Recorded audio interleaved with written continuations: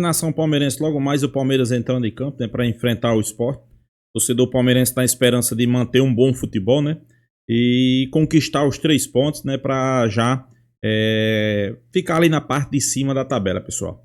Mas vale ressaltar que a polêmica da semana já se iniciou, né? Foi as declarações de Memphis Depay, né, sobre o gramado do campo do Palmeiras, né? E Neto do canal Opina Porco veio a público e desmascarou Memphis Depay e o Corinthians, né? Já quero aqui deixar créditos ao vídeo, né? O canal Opina Porco, o link tá na descrição. Pois Memphis Depay falou o que não podia e ouviu o que não queria. A verdade é essa, né? Neto desmascarou, soltou o verbo, né? Partiu pra cima. Eu acho que ele só falou verdade, né? Às vezes o cara quer aparecer, né? Faz algumas declarações e ainda se prejudicando, como foi o caso dele aí. Vamos ouvir Neto. No final do vídeo eu deixo a minha opinião. O crédito do vídeo Opina Pouco, link na descrição. Vamos lá.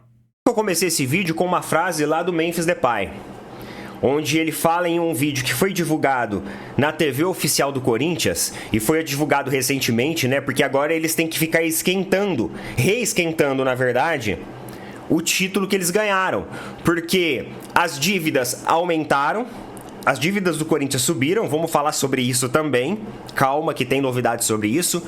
Eles perderam na estreia da Sul-Americana dentro de casa, então o que eles têm que fazer para criar uma cortina de fumaça e ludibriar o torcedor corintiano? Divulgar um vídeo da vitória em cima do rival. Então eles estão reesquentando esse assunto de novo e divulgaram o vídeo com o Depay chamando o campo do Palmeiras de merda. Meus amigos, às vezes você olha e fala assim: ah, Neto, mas o gramado do estádio do Corinthians é melhor. É um gramado com mais qualidade. O próprio Abel Ferreira já elogiou o gramado do estádio do Corinthians. Talvez realmente o gramado do estádio do Palmeiras não seja bom para os jogadores. Talvez é uma opinião dele. Mas ele não precisa se referir dessa forma, né? Afinal, eu não vi nenhum jogador palmeirense se referindo ao estádio do Corinthians, à estrutura do Corinthians ou a qualquer coisa do Corinthians dessa forma aqui. A provocação em campo, ela é legal, ela é bacana, ela é saudável. Eu acho que ela deve existir sim nas comemorações e tudo mais, nas declarações antes-jogo, pós-jogo. Agora, chamar o campo do outro de merda, você tem que ter pelo menos o seu quitado para fazer isso. Sabe aquela pessoa que fala mal da casa do vizinho? Que fala mal da casa do amigo ou que fala mal da casa do colega de trabalho? Só que aí você vai ver essa pessoa, ela ainda nem tem casa. Sabe assim? Sabe aquelas pessoas recalcadas que desprezam a condição alheia? Só que na verdade, sabe o cara que fala assim: pô, mas você comprou um Peugeot? Nossa, esse Peugeot é uma merda. Só dá problema. Esse carro é horrível. Esse carro isso, esse carro é aquilo. Aí você vai ver, o cara às vezes vai de Uber pro trampo, às vezes vai de... Não desmerecendo quem vai de Uber, quem vai de ônibus. Só que às vezes a própria pessoa, ela desmerece a condição do outro apenas por uma questão de menosprezar a conquista, recalque, sei lá, alguma coisa do tipo. Então tem que falar pro Memphis que se ele quiser falar do estádio do Palmeiras, do campo do Palmeiras, eles têm que pagar o deles primeiro. Porque o Palmeiras não fez vaquinha com a torcida, o Palmeiras não ficou mendigando esmola para pagar o estádio. Não. O Palmeiras, fez um acordo comercial onde a empresa incorporou, subiu o Allianz e aí tem todo esse acordo aí que às vezes atrapalha a gente sim. Só que o mais importante é que a gente não utilizou recursos públicos. A gente não utilizou o banco estatal, que era para ser feito em benefício da população, para subir estádio. A gente não tem amigo na política dando canetada a favor nosso. E por sinal, eu vou falar uma coisa para vocês. Corintianos aí, hein? Corintianos aí, fiquem espertos. Porque o Augusto Melo enviou ao CORE, que é um conselho de orientação do Corinthians, um rascunho do balanço financeiro. Sabe por que ele enviou o rascunho e não enviou o balanço oficial ainda? Porque ele vai ter que refazer todas as contas.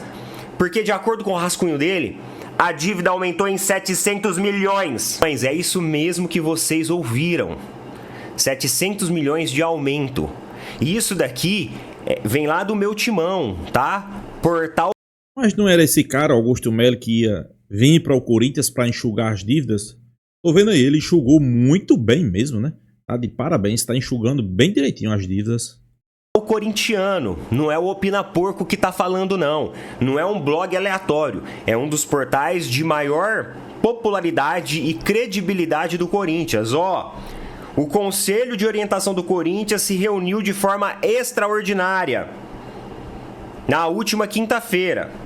Ao longo da reunião, entrou em pauta o aumento da dívida do clube, uma vez que a diretoria enviou ao grupo um documento que indica o aumento de 700 milhões nos débitos do Corinthians.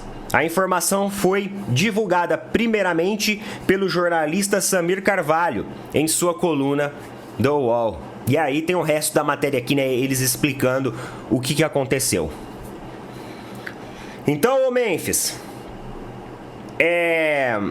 antes de você falar da condição, da infraestrutura, do campo do estádio rival, antes de você desrespeitar, olhe para si próprio, olha no clube que você está, o clube que você está endividando ainda mais e sugando, né? Sugando. E fazer o que você está fazendo no Corinthians, qualquer outro jogador de 1/3 do seu valor faria. A realidade é essa. Não que você seja um jogador ruim. Eu não acho que você é um jogador ruim, não. Mas qualquer outro jogador faria por um valor bem menor, tá bom? Não, e aí... E as notícias, elas não param por aí, meus amigos, porque olha só essa notícia aqui. CBF aumentou o salário dos presidentes das federações estaduais. Não precisa de política, que não precisa de apadrinhamento. Vamos respirar um pouco de responsabilidade. Eu tava vendo uma matéria ontem, lá no canal do UOL. Inclusive, eu tô colocando aí na tela um comparativo. Esse comparativo é lá do UOL, tá? Lá da discussão ali do Paulo Massini, do Igor Siqueira e do Rodrigo Matos. Esse é um comparativo dos balanços de Flamengo e de Palmeiras. E eles estavam fazendo uma projeção de como vai ser os próximos anos, o futuro dessas equipes, e se o Palmeiras está mais perto de alcançar os números do Flamengo. O Flamengo, ele vem numa liderança contínua em faturamento, quando a gente faz ali toda a matemática, quando a gente faz ali, né, a soma das receitas. Só que o Palmeiras, ele vem crescendo também esses valores. Então a pergunta é o seguinte: o Palmeiras está mais perto do Flamengo? O Palmeiras vai estar mais perto do Flamengo? O mais interessante mesmo é o comparativo. Vamos dar uma olhada aí, no que vocês estão vendo. A gente tem receita bruta, resultado financeiro, publicidade e patrocínio, licenciamento, bilheteria, negociação de atletas, sócio-torcedor, direitos de transmissão, premiação / desempenho. Esses valores aqui é referente à temporada do ano passado, até porque esse ano está começando agora a temporada, então a gente só vai ter o balanço realmente no final dele. Então vamos observar aqui. Receita bruta, Flamengo teve 1,334 bi de receita bruta, enquanto o Palmeiras teve 1,274 bi. São números muito próximos. Resultado financeiro. O Palmeiras teve um resultado financeiro considerado muito superior, de 76,4, enquanto o Flamengo de menos 0,74. Publicidade e patrocínio. Flamengo teve uma publicidade muito superior nesse caso, 320 milhões, enquanto o Palmeiras, fruto ainda da Crefisa, tinha apenas 150 milhões, ou seja, menos da metade. Licenciamento, Flamengo também teve um número de licenciamento quase 3 vezes maior que o número do Palmeiras, né? 3 vezes? Não, né? 2,5 vezes, né, maior. 97, enquanto o Palmeiras 38. Bilheteria, Flamengo teve uma bilheteria maior também. Maracanã acomoda mais gente e, embora tenha um ticket médio mais barato, acaba levando mais torcedores. Negociação de atletas. Aí o Palmeiras brilhou, né? Aí o Palmeiras estourou. Que isso fez com que boa parte desse 1.2 do Palmeiras ganhasse ali um corpo, ganhasse uma solidez muito grande. O Palmeiras teve 440 milhões. Olha isso. Estamos falando aí de 30% do seu resultado. 30 e poucos por cento aí em cima da venda de jogadores. Na negociação de atletas, enquanto o Flamengo teve 102. O Flamengo caiu muito em relação aos anos anteriores ao que vinha fazendo. Sócio torcedor, o Flamengo teve ligeiramente um pouco mais, quase equilibrado lá, né? Mas o Palmeiras colocou muito sócio com o plano mais básico possível. Então isso fez com que o Palmeiras perdesse um pouco de fôlego. Já conversamos sobre isso em outros vídeos. Direito de transmissão, Flamengo bem superior. Provavelmente com os novos contratos, a matemática vai ficar mais parecida. E premiação / desempenho do Flamengo foi maior, porque ano passado o Flamengo venceu Copa do Brasil. O Palmeiras venceu acho que só o Campeonato Paulista. Foi só o Paulista, né? Acho não, né? Foi só o Paulista. Não ganhamos muitas coisas no ano passado. A questão aqui, meus amigos, é o seguinte. Eu vejo que existem dois pontos aqui de observação entre Palmeiras e Flamengo. O primeiro ponto de observação é que a situação financeira dessas equipes vai muito bem, obrigado. E está muito acima, mas muito acima de Corinthians, que vai ter mais dívida agora, e também de São Paulo, Atlético Mineiro, enfim, outras equipes aí do futebol brasileiro. Então existe uma perspectiva e uma projeção muito positiva em cima dessas duas equipes. Além disso, pontos que chamam a atenção. Publicidade e patrocínio, o Flamengo foi muito maior.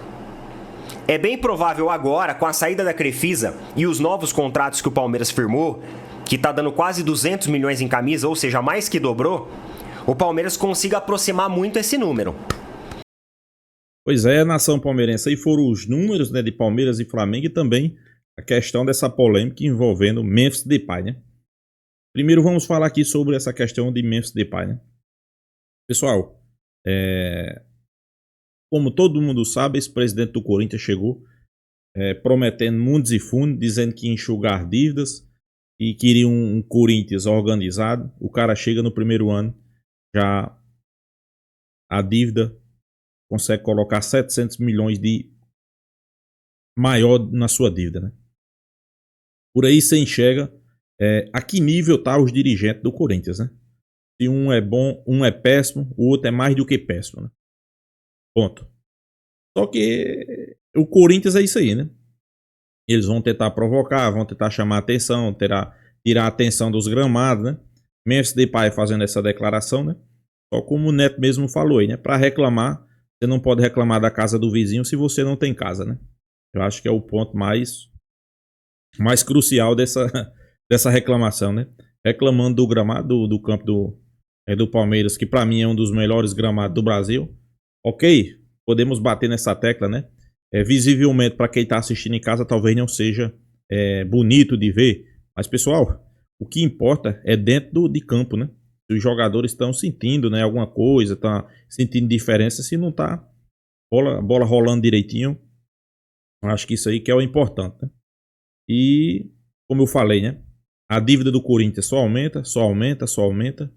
E eles ainda acham que tá tudo mil maravilhas, né? E sobre o balanço financeiro aí entre Palmeiras e Flamengo, o Palmeiras se aproximando, né? Ficando próximo ali do Flamengo. Eu acho que é o sonho de todo palmeirense. Cada dia que passa se aproximar mais ainda do Flamengo, né? Não vale ressaltar aqui que hoje são os dois clubes que melhor são administrados, né? Melhor, os clubes que mais fatura, que mais contrata, que paga direitinho suas obrigações. Diferentemente do Corinthians, que compra e não paga ninguém. E a tendência é que isso aí vá por muitos e muitos anos, né? Claro, o Palmeiras esse ano deu um salto gigantesco, né? Primeiro, direito de transmissões. Vai ficar muito parecido Flamengo e Palmeiras, né? Isso aí é um ponto que Leila brigou, conquistou na Libra. Então os valores vai ficar muito próximo. Segundo, Palmeiras deixou um patrocínio para trás que era quem mandava no Palmeiras, né? Era a Crefisa, né? Só tinha o patrocínio dela e não podia botar outro, né? Então o Palmeiras mais do que dobrou, né, o seu valor de patrocínio. Isso aí é outro ponto a ser citado. E foi lá para cima, né, o patrocínio. Tem alguns pontos que vale ressaltar, né? Venda de jogadores, arrecadação de bilheteria, sócio torcedor. Mas sem sombra de dúvida, eu acho que o torcedor palmeirense tem a consciência e sabe que o Palmeiras bem organizado, bem estruturado, vai ficar nisso aí, pessoal, por muitos e muitos anos, né? A tendência é só crescer seu faturamento, né? A gente pode dizer que talvez Leila não entenda de futebol, conversa muito nos bastidores, mas quando fala de administração, eu acho que o palmeirense tem que reconhecer, tirar o chapéu, ela dá aula nesse sentido, né?